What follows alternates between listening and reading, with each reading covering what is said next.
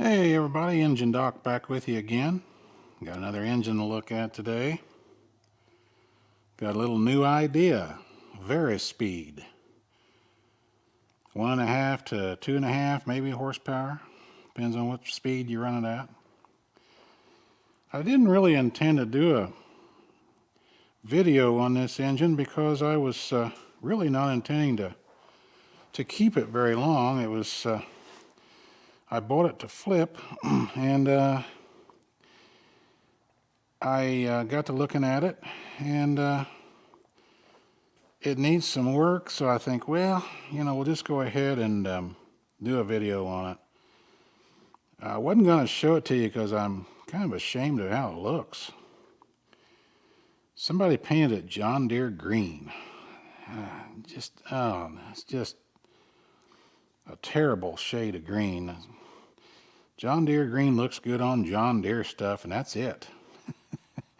I mean, they even painted the muffler. They painted everything. So, we're just going to look at it here, give it a little overview. And I almost didn't buy the engine, but I got to looking at it. And a couple reasons I did go ahead and buy it. It's got a nice cast iron pulley on this side. I don't see that on all of them. Pretty decent looking pulley. The magneto was dead. I've got a little video on fixing that. I'll include that in this video series. Not a whole lot else to say about it. Oh, had that nice pulley on it there. The engine's really in good shape. Nice pulley on this side, and it was on the original cart. And like I said, I wasn't originally going to make a video of it, but here we go. I'm going to show some repairs here. The fuel tank was leaking. I repaired the magneto, and the fuel tank was leaking after I got it running. So I decided to pull it off the cart and repair the fuel tank. I'll show you it here in a second. And while I've got it off the cart, I thought, well, maybe I ought to clean some of this green paint off. Then I got to thinking, what if we try to strip this thing? I'd like to strip this thing down to, the original paint was a kind of a real dark green. And I don't mind a paint job if it's done right, but you can see right here where they just painted over other old chunks of paint. And these things were really pretty when they come out from the factory. There's a little bit of the orange paint left right there. They had a star pattern on the flywheels. And I thought, well, if I could just strip off that layer of John Deere green paint, maybe I can find some original paint on it. Maybe I can find this original pattern and at least duplicate it with the new paint job. So I thought about stripping it.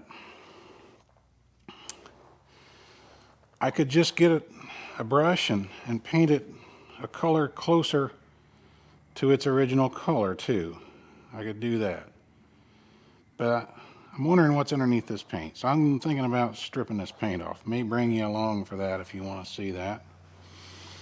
And it's just suspended here with on the crane here, so I could get the cart out from under and get the tank out of it.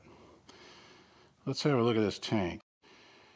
Here's the tank out of it, and yes, it was painted green too. So in order to find all the leaks and everything, I took the paint off of it, put it in a blast cabinet and blasted the paint off of it so I could see what the base tank looks like. It looks pretty good. It's got some pinholes in the bottom. I'll show you here in a second. So I got you on the stand over there now. Take a look at this tank. I sandblasted it, took this lid off, sandblasted all I could in here, but I couldn't reach the whole thing. It's pretty good shape inside, but it had some crust in it from old fuel. So I filled it full of nuts and bolts.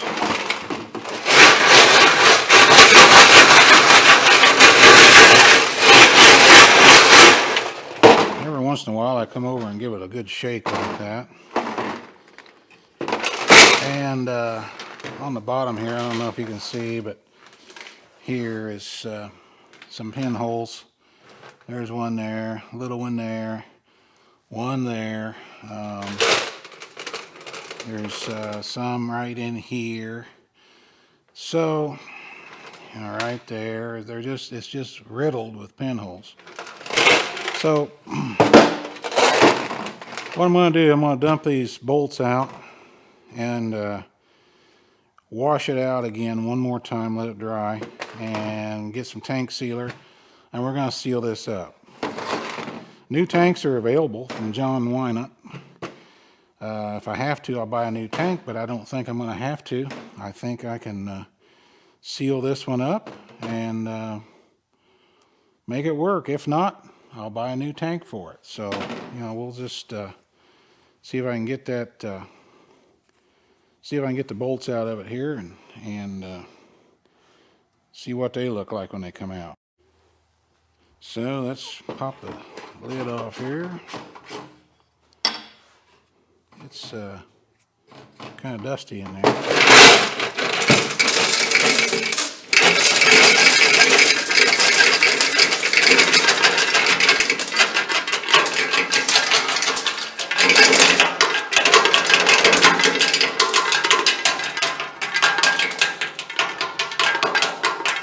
Always one last one.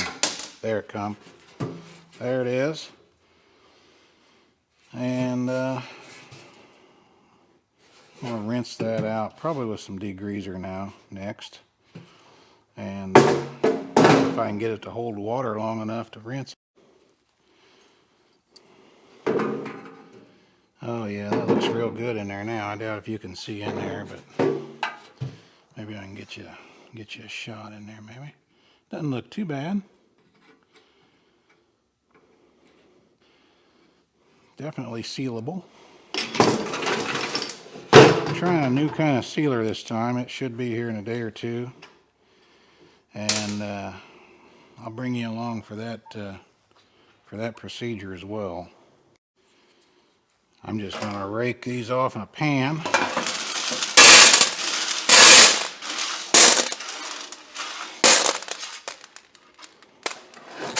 Bunch of dirt here and rust and stuff. And I'll step outside and blow these off with the air and put them back in the container. Here's the junk I got out of there. Just kind of real fine, rusty stuff. Smells like fuel. Probably just a little bit of fuel residue and junk in the bottom of that tank and rust. Now the other thing I considered doing is maybe sanding the outside of this where these holes are, and maybe putting a little JB on it. That way the sealer won't run out of these holes when I fill it full inside. And then if that goes well, I'll probably just take some of that sealer and paint the outside too. So we'll cross that bridge when we get to it. Well, we'll take another look at the cart here. The reason why I took the front axle off is the fifth wheel here was extremely loose. Had this little bolt through it. And it was just very wobbly. It fits good like this. This has a decent fit. So I don't think anything's wore out there. So I'll just clean that up. I'm going to put a new bolt through there, get that squared away. And also, it's not assembled correctly. These pieces actually have to turn around where this pin's on the outside, because as it is now, you can't get the tongue off of it, or the handle. So I'm going to go ahead and disassemble the cart wheels and clean them up and turn these around and assemble the thing correctly. It's the back end of it's fine. Not much to mess up back there. And of course it's got that gaudy paint on it, so it's got to go. In the process of getting it running too, as it turns here, the spark plug needed to be cleaned on it. So I was able to take the spark plug out, take it apart, clean it. It was shorting out and firing way up in here. So these you can take apart and clean, as long as no one has used a sandblaster on them and eroded away the gloss of the porcelain inside here. You can clean them, and I cleaned it and it works just fine. So that's good. I kind of like these old-fashioned types take apart plugs. So it does run pretty decent. So we'll get her more apart here. Also, when they painted it, they took the tag off. One screw there, looks like one broke off there, so doesn't look like they ever got around to fixing the broken screw and replacing the tag back on the engine after they painted it. So the tag probably got lost or is laying on a paint bench somewhere. So my intention at this point is to get this pan under it, and we'll let it down on these 4x4s and begin to strip it. I'll probably take these pulleys off and get those off of here. See what it takes to get the flywheels off. That'll make it easier to strip and paint the engine that way.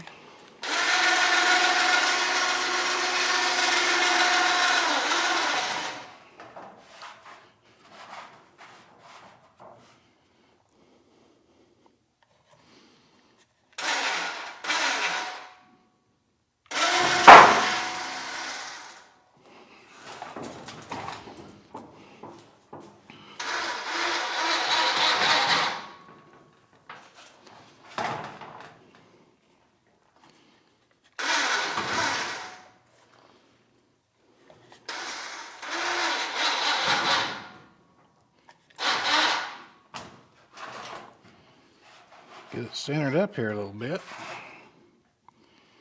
That should do it.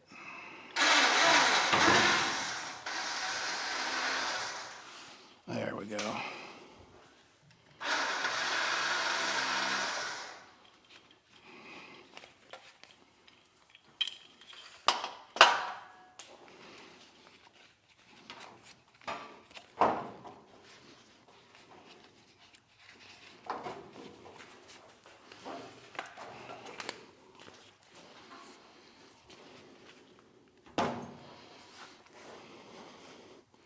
Gotta get rid of that ugly paint. Okay, well, I got one of the flywheels off. I'll show you a little bit about this crankshaft. This engine is a little different in that it's got a pretty stubby crankshaft on it here, just running on a taper, and roller bearings in here. So, you know, this is a fairly modern engine, a fairly young engine, built in the 30s. So this was one of the last large flywheel type engines like this. Everything went to the modern, smaller engines after this. And you don't see very many of them like this. And let me show you what it takes to get this flywheel off of here. So I was just going to show you how this fits. It's a pretty precision fit. This is machined very close. To fit this very close, there's a alignment pin here that fits in a hole here, and that extends the crankshaft enough, you know, for the pulley. But other than that, there's not a lot of stick out on this crank, and again, they were trying to modernize these designs and eliminate a lot of the size of them and width of the engine. So, pretty interesting design here. So what I'm using here is what's known in the automotive repair world as a harmonic balancer puller. I've got a set of these, and I just got some bolts here, and we'll get it set up here. On this be the left-hand side of the engine. This is a left-hand thread, so if you guys are working on one of these, be sure to remember that's a left-hand thread. Don't turn it the wrong way and twist off the crankshaft. That'd be a bad day. I'm just going to work around in here and get the nuts held back here and these bolts started. Let me rotate this around a little bit here. I'll get back here to it. There we go. There, I can reach that a little bit better. And we'll just do this 3 times. And I'm just running them all in equally.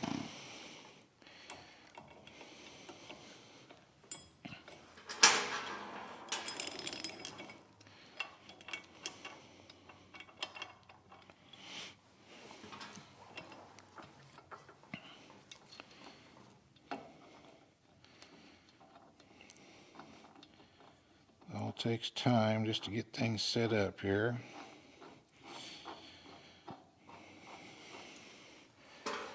I don't recommend pulling these flywheels any other way, really. This is a great setup for it. This puller is fairly common. A lot of mechanics have these pullers in their toolbox. If you don't have one, I recommend borrowing one or grabbing a buddy's or something, and doing it this way, because this is definitely the safest way. This looks kind of barbaric, but really it's not. I'll put a little pressure on it.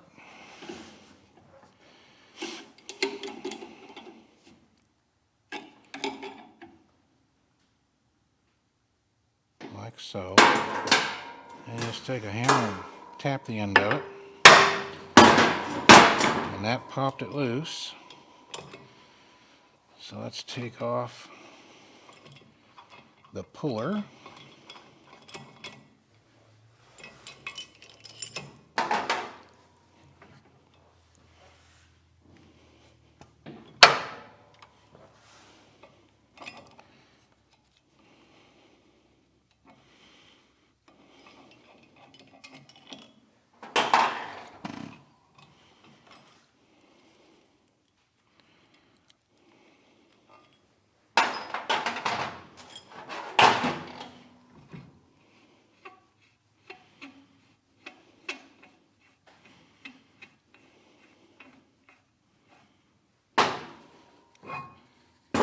And there it is.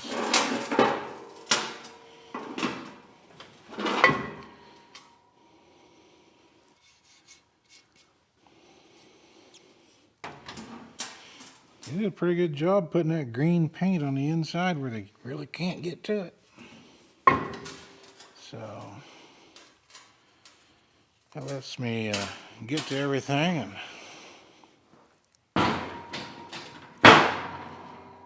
get it cleaned up much easier that way.